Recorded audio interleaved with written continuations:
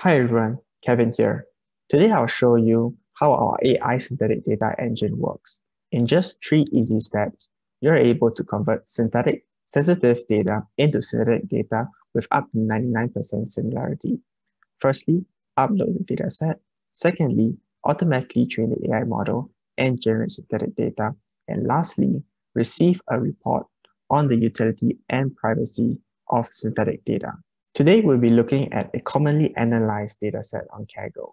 So this dataset was created by a consumer credit card company that was facing the problem of customer attrition. They wanted to analyze the data to find out more about the reason behind this to predict customers who are likely to drop off.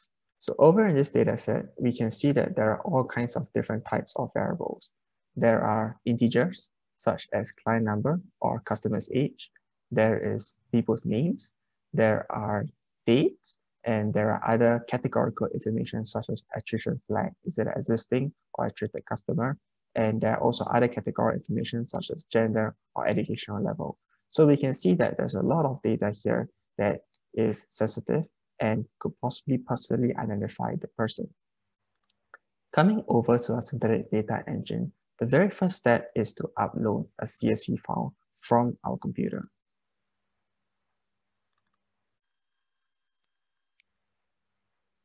Next, we will preview the data just to see it's okay. So this looks exactly the same as the dataset which you just saw. And lastly, we will visualize the data schema.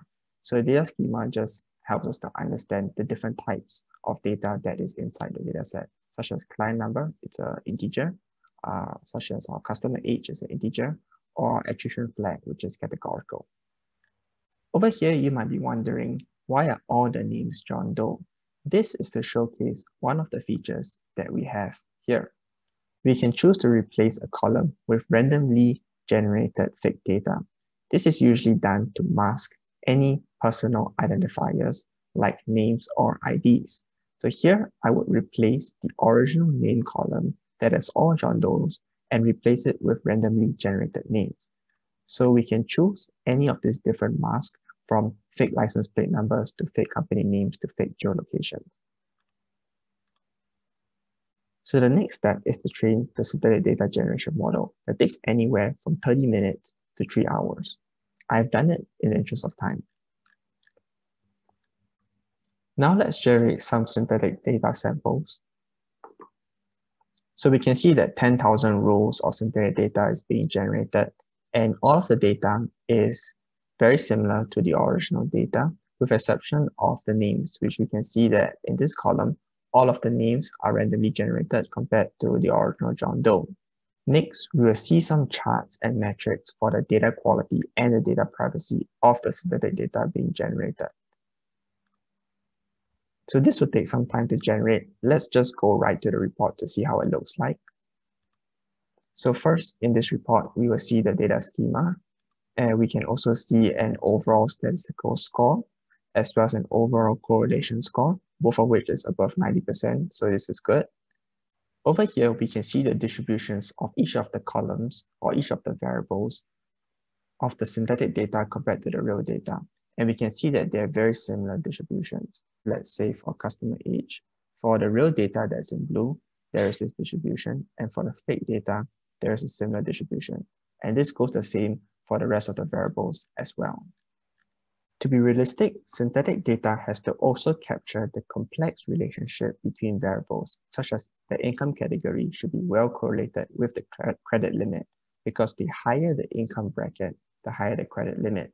And we can see that for both the real and the synthetic data, the correlation charts are similar, which means that the AI model has accurately replicated the characteristics of the original dataset. Lastly, on privacy, we will make sure that there is no overlapping rows between the real and synthetic data. And in this case, it's 0. So this is good. Our synthetic data is privacy safe. Next, I'll go through 2 additional features of our synthetic data engine. With the use of our conditional generation model, we're able to skew the distribution of our dataset to improve its quality, such as for data imbalances or bias correction. Let's see how this can be done in our software. we can see that there is an imbalance between the existing customers and the attracted customers with a low number of attracted customers. So we balance the dataset by generating more variations of attracted customers' profiles. Generally speaking, this is useful for rare cases in datasets. Next, I'll show you how we can correct biasness in our dataset. Despite a similar number of males and females in the dataset, there is a bias towards males having a higher income category. So we can see that in the lowest income category of less than 40,000, there are 3 times the number of females than males. This is problematic because this biased data could be used to train an AI model down the road that inaccurately assumes that males have a higher income and perhaps assign a higher credit score to males.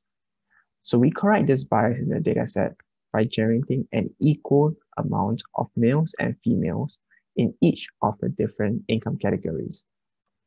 Next, we will generate some metrics for data quality and data privacy to see how this turns out. Switching back to the report, we can see now that the bias has been removed and the gender and the income level is no longer correlated compared to the original dataset.